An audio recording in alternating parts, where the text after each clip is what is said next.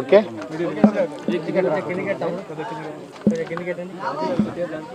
నిన్న అకాల వర్షాలకు మహబూబ్ నగర్ మార్కెట్ యార్డ్లో ఆరు బయట ఉన్న ధాన్యం నిల్వలకు వర్షంతో కొద్దిగా నష్టం జరిగింది. అదృష్టవశాత్తు మ్యాక్సిమం పర్చేజ్ మొదలే అయిపోయింది. ఇంకా కొంతమంది రైతులది ఇంకా ఇక్కడనే ధాన్యం నిల్వ ఉండే. ఈ అకాల వర్షాలతోటి ఆ ధాన్యం కొద్దిగా ఖరాబ్ అయింది. అయితే మనము మార్కెట్ సెక్రటరీకి కానీ మిగతా ఇక్కడ పర్చేజర్స్ కానీ అలాగే రైస్ మిల్ అసోసియేషన్ అధ్యక్షుల వారు కూడా ఇక్కడికే పిలిపించుకున్నారు. మ్యాక్సిమం మేము వాళ్ళకి చెప్పినాం, ఆదేశాలు ఇవ్వడం జరిగింది. మినిమం సపోర్ట్ ప్రైస్ తోటే, ఎక్కువ ధాన్యం లేదు కాబట్టి ఈ కొద్దిగా తడిసిన ధాన్యాన్ని కూడా ఎంఎస్పి ప్రైస్కే పర్చేజ్ చేయమని వాళ్ళకి చెప్పినాం. అలాగే ఈరోజు వచ్చిన ధాన్యం ఆల్రెడీ పర్చేజ్ అయ్యింది. నిన్న ఆరు బయట ఉన్న కొద్దిపాటి ధాన్యం నిల్వల్లో వర్షం పడడంతో కొద్ది భాగం డ్యామేజ్ అయ్యింది. ఆ డ్యామేజ్ కూడా చూసినాం. మార్కెట్ కమిటీ వాళ్ళు కూడా టార్పాలిన్ ప్రొవైడ్ చేసిండ్రు.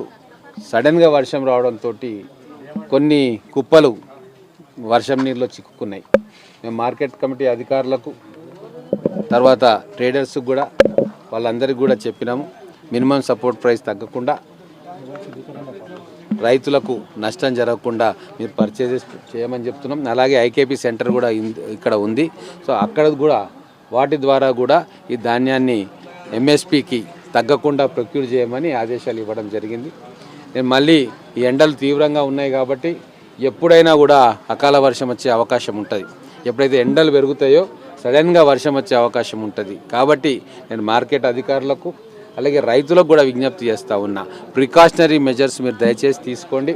ఎండ ఉంది కాబట్టి ఏం కాదు అని చెప్పి ఆరు బయట ధాన్యం కుప్పలను నిల్వ ఉంచుకున్నప్పుడు మీరు అజాగ్రత్తగా ఉండొద్దు. టార్పాలిన్లు కూడా రెడీగా పెట్టుకోవాలి. మార్కెట్ కమిటీ అధికారులకు కూడా టార్పాలిన్లను రిజర్వ్లో పెట్టుకొని అందుబాటులో ఉంచుకోవాలని చెప్పి వాళ్ళకు కూడా ఆదేశాలు ఇవ్వడం జరిగింది.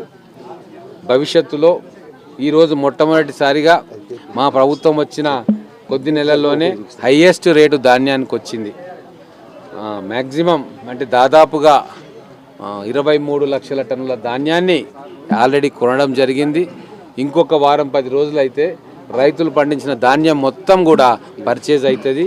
ఇది ఒక రికార్డు. గత 5-6 సంవత్సరాలుగా తెలంగాణ రైతుకు మంచి రోజులు రాబోతూ ఉన్నాయి. ప్రభుత్వం రైతు సంక్షేమం కోసం కట్టుబడి ఉన్నది. ఈరోజే రైతు బంధు కూడా చాలామంది అకౌంట్లోకి పడ్డాయి. తూచా తప్పకుండా రైతుల కోసం మా ప్రభుత్వం ఏదైతే చెప్పిందో అవన్నీ కూడా తూచా తప్పకుండా అమలు చేసే బాధ్యత మన గౌరవ ముఖ్యమంత్రి రేవంత్ రెడ్డి గారు తీసుకుంటున్నారు. మేము కూడా ఎక్కడికక్కడ మార్కెట్ యార్డ్లో జరుగుతున్న క్రయ విక్రయాల మీద దృష్టి పెట్టినాం. ఎటువంటి ఇబ్బందులు రైతులకు కలగకుండా, ఎటువంటి ఇబ్బందులు మిల్లర్స్కు కూడా కలగకుండా వాళ్ళిద్దరూ కూడా సమన్వయంతో పనిచేసేటట్టుగా వాళ్ళ మధ్య సమన్వయ వాతావరణాన్ని కూడా మేము ఏర్పాటు చేయడానికి ప్రయత్నం చేస్తున్నాం.